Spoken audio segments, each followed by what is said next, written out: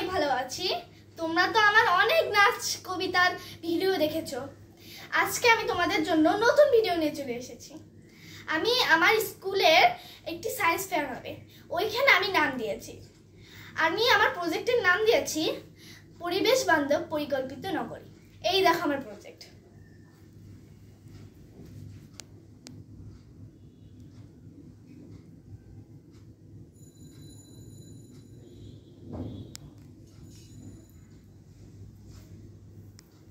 এইটা হলো আদর্শ বিদ্যালয়, এইটা হলো সমন্বিত খামার, এইটা হলো আদর্শ আবাসিক এলাকা, এইটা হলো আমাদের আদর্শ বিদ্যালয়।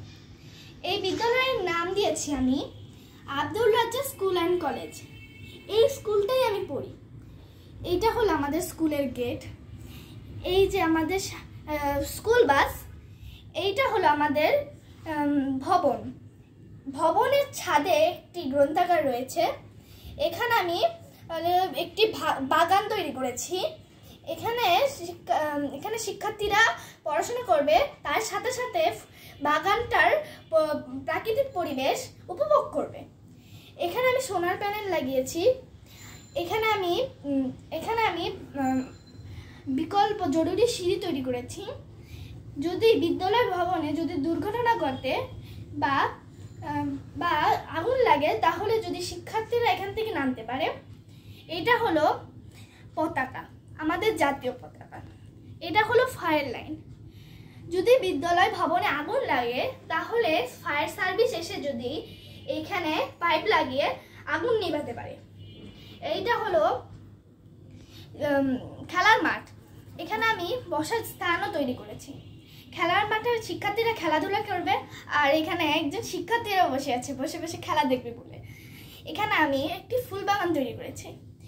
ফুল বাগানগুলো সব শিক্ষার্থীরাই লাগিয়েছে।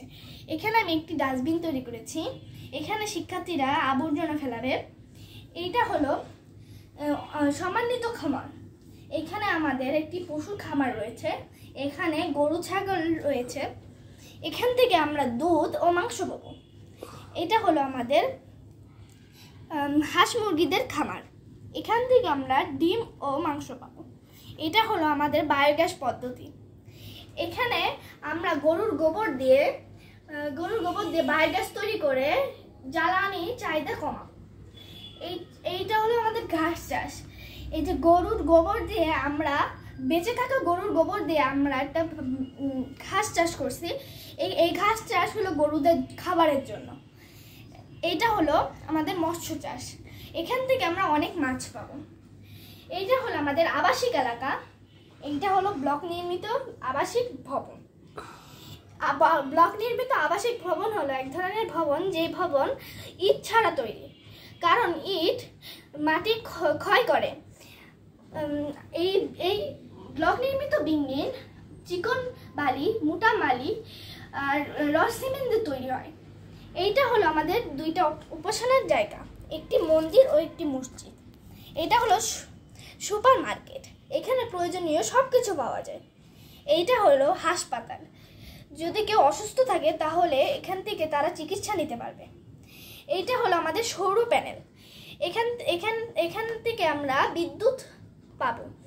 এখানে আমি শিশুদের খেলার স্থান তৈরি করেছি। শিশুরা যদি ডিভাইসে আকর্ষিত না হয়ে এখানে খেলার স্থানে খেলে। এইটা হলো পার্কিং, এখানে আমরা গাড়ি রাখবো। এইটা হলো এলবি বক্স। মাটির নিচের বিদ্যুৎ ব্যবস্থার জন্য, বিদ্যুৎ ব্যবস্থা যদি নিয়ন্ত্রণ করা হয়, তার জন্য এলবি বক্স তৈরি করেছি। এইটা হলো আমাদের রাস্তা। এইটা হলো পাবলিক টয়লেট। এই রাস্তায় অনেক যানবাহন চলাচল করছে। এখানে আমাদের স্ট্রিট লাইট রয়েছে অনেকগুলা। এই স্ট্রিট লাইটগুলো সৌর প্যানেল যুক্ত। আমি সবগুলো জিনিসে সৌর প্যানেল লাগিয়েছি, কারণ যদি বিদ্যুৎ ঘাটতি কম হয়, আর এখানে রাস্তা আলোকিতও হয়ে থাকবে যদি স্ট্রিট লাইট থাকে। এখানে আমি একটা জেব্রা ক্রসিং ও অনেক ট্রাফিক লাইট লাগিয়েছি। এখান থেকে আমরা যদি রাস্তা পার করতে সুবিধা বোধ করি। এখানে আমি ডাস্টবিন তৈরি করেছি। একটি হলো পচনশীল দ্রব্যের জন্য আর একটি হলো প্লাস্টিক দ্রব্যের জন্য। পচনশীল দ্রব্য থেকে আমরা কম্পোস্ট সার তৈরি করে রাসায়নিক সারের বদলে কৃষিক্ষেত্রে কাজে লাগাতে পারি। ও প্লাস্টিক দ্রব্যের জন্য আমরা প্লাস্টিক দ্রব্য দিয়ে আমরা ফ্যাক্টরিতে নিয়ে যে রিসাইকেল করে আমরা নতুন প্লাস্টিক ব্যবহার করতে পারি। এই হলো আমাদের পরিবেশ বান্ধব পরিকল্পিত নগরীর মডেল।